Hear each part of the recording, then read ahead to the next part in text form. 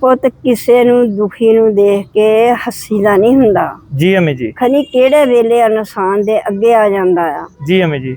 ਉੱਚਾ ਬੋਲਣਾ ਬੋਲੀਏ, ਸਰਕਾਰੋਂ ਡਰੀਏ, ਅੱਲਾ ਤੋਂ ਡਰੀਏ, ਜੀ ਅਮੀ ਜੀ। ਅੱਗਾ ਦੇਖ ਕੇ ਟੁਰੀਏ, ਪੈ ਟੋਏ ਨਾ ਮਰੀਏ। ਬੇਸ਼ੱਕ ਅਮੀ ਜੀ। ਕਿਸੇ ਨੂੰ ਦੁਖੀ ਨੂੰ ਦੇਖ ਕੇ ਹੱਸੋ ਨਾ। ਜੀ ਅਮੀ ਖਨੀ ਜੀ। ਕਿਹੜੇ ਵੇਲੇ ਅੱਲਾਹ ਤਾਲਾ ਦੇ ਰੰਗ ਆ ਕੇ ਉਹਦੇ ਪਰ ਵੀ ਵਕਤ ਆ ਸਕਦਾ ਜੀ, ਆ ਸਕਦਾ। ਹੱਸੇ ਕਮਿਆਰੀ ਰੋਵੇ ਮਾਲਣ ਤੇ ਦਿਲ ਕਰਕੇ ਬੈਠ ਗਿਆ ਊਠ। ਇਹਦਾ ਕੀ ਮਕਸਦ ਹੈ ਅਮੀ ਜੀ? ਇਹਦਾ ਮਕਸਦ ਇਹ ਆ ਕਿ ਮਾਲਣ ਨੇ ਬਗੀਚੀ ਲਾਈ ਸੀ ਫੁੱਲਾਂ ਦੀ। ਅੱਛਾ ਜੀ। ਬੜੇ ਪਿਆਰ ਨਾਲ ਫੁੱਲ ਪਾਲਦੀ ਸੀ। ਅੱਛਾ ਜੀ। ਫਿਰ ਫੁੱਲ ਤੋੜ ਕੇ ਫਿਰ ਬਾਦਸ਼ਾਹ ਦੇ ਲੈ ਕੇ ਜਾਂਦੀ ਸੀ। ਉਹਦੀ ਬੱਚੀ ਦੀਆਂ ਸਹੇਲੀਆਂ ਬੈਠੀਆਂ ਹੁੰਦੀਆਂ ਸੀ। ਅੱਛਾ ਜੀ। ਸਹੇਲੀਆਂ ਦੇ ਗਲ ਚ ਪਾਉਣੇ ਵਾਸਤੇ ਹਾਰ ਪਰੋ ਕੇ ਲੈ ਕੇ ਜਾਂਦੀ ਸੀ। ਅੱਛਾ ਜੀ। ਤੇ ਕਮਿਆਰੀ ਨੇ ਭਾਂਡੇ ਜਿਹੜੇ ਉਹ ਇਕੱਠੇ ਕਰਕੇ ਵੇਚਣੇ ਵਾਸਤੇ ਕੋੜੀਆਂ ਲਾ ਲਾ ਕੇ ਰੱਖੀਆਂ। ਅੱਛਾ ਜੀ। ਤੇ ਮੈਂ ਵੇਚਾਂ ਬਰਤਨ ਵੇਚਣੇ ਆ। ਅੱਛਾ ਜੀ। ਤੇ ਉਧਰੋਂ ਨਾ ਆ ਗਿਆ ਊਠ।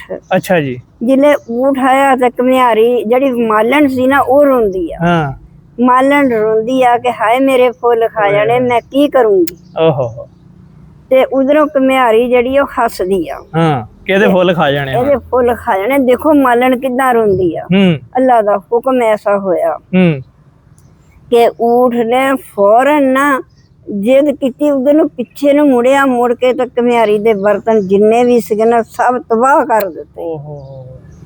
ਪੁੱਤ ਉੱਚਾ ਬੋਲਣਾ ਬੋਲੀਏ, ਤਰਕਾਰੋਂ ਡਰੀਏ, ਅੱਗਾ ਦੇਖ ਕੇ ਟੁਰੀਏ, ਪੈ ਟੋਏ ਨਾ ਮਰੀਏ।